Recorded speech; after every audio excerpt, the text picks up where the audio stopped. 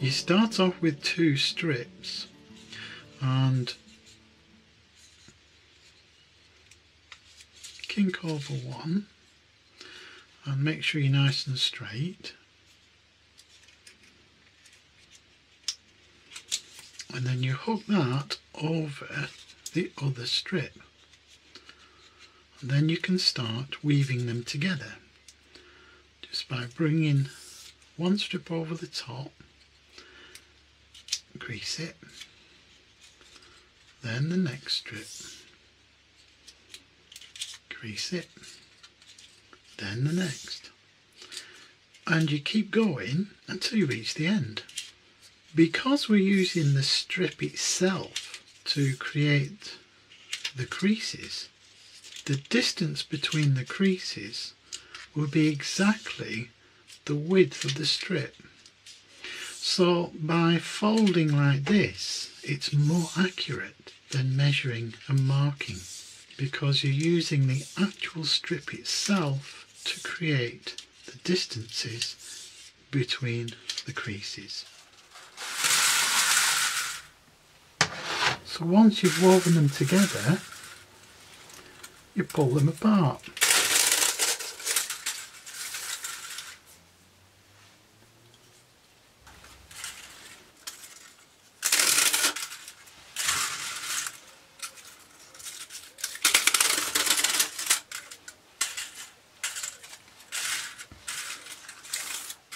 So I'm cutting off 5 square lengths, 1, 2, 3, 4 and 5.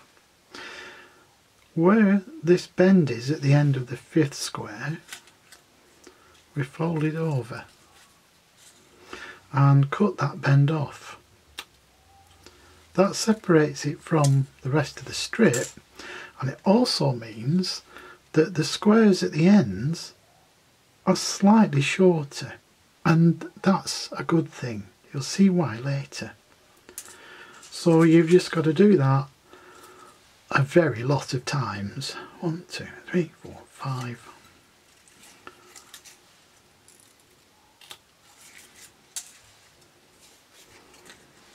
One, 2, 3, 4, 5.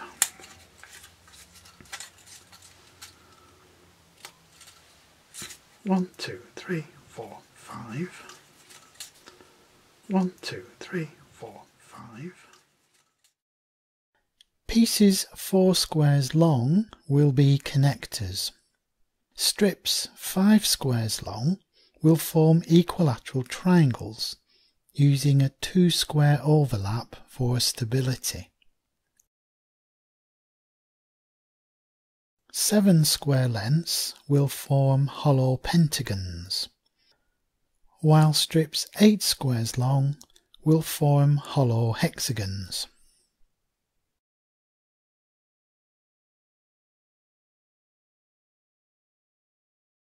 This is a modular hexagon and is a key component.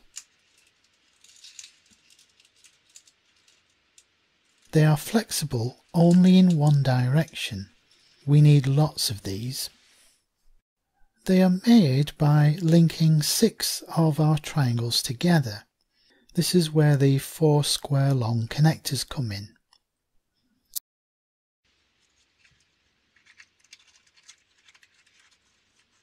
We use the connectors to lock the triangles together.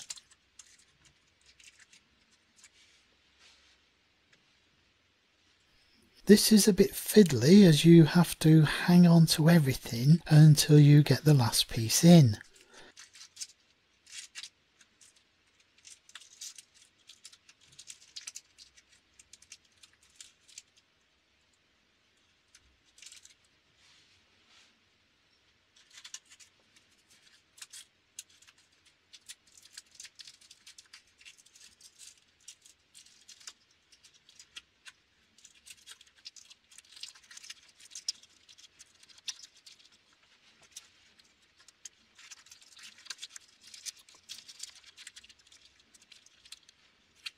Once you've connected triangle 6 to triangle 1, the unit becomes stable.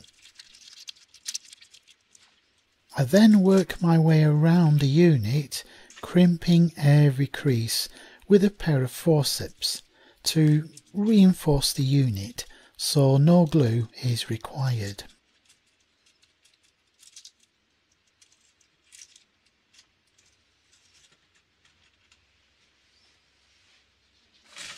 As I'm making this up as I go along, I'm not sure how many I'll need. This should be a good start. A little school geometry.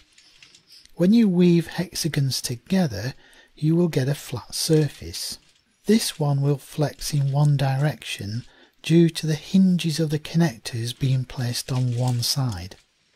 5 hexagons around a pentagon will not lie flat, and this configuration is what is used to induce a curve. If you continued with this arrangement, you would end up with a sphere, a buckyball. I'm starting with an arrangement of hexagons in a ring to form the flat base.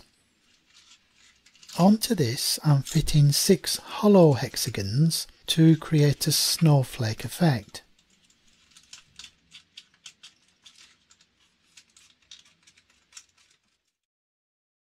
I complete this ring with hexagon modules, which will start to induce a slight curve in the bowl shape.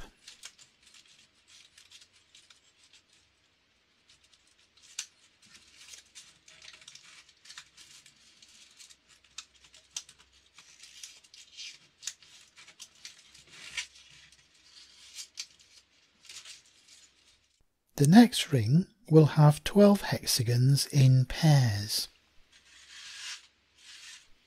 Between these pairs will go a hollow pentagon, which will force a rigid curve in the bowl.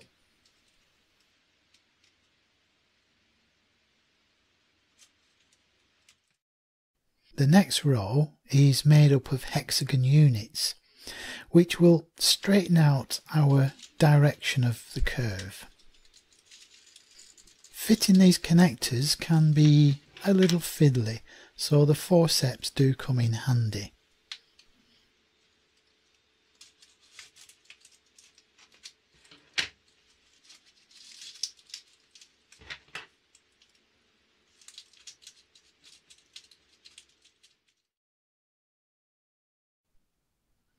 This final row is another ring of 18 hexagons, and because hexagons want to straighten up, more outward force is created, producing stability in the structure of the bowl.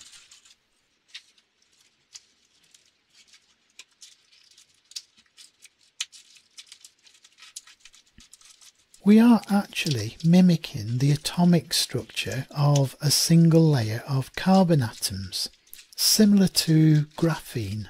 So the bowl is extremely strong and resilient to hard knocks.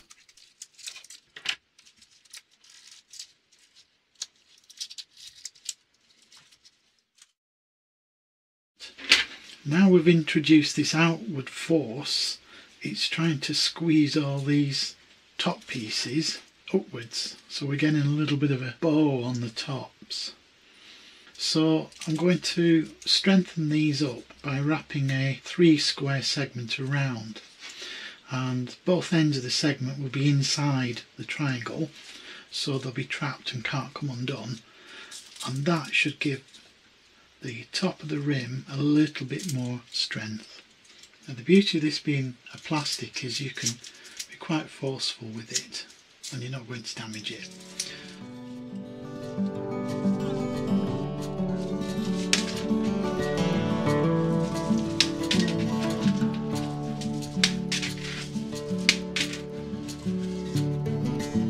Altogether, 985 individual pieces went into the making of this geometric artwork. Strong enough to be functional, and I'm hoping resilient enough to last 100 years.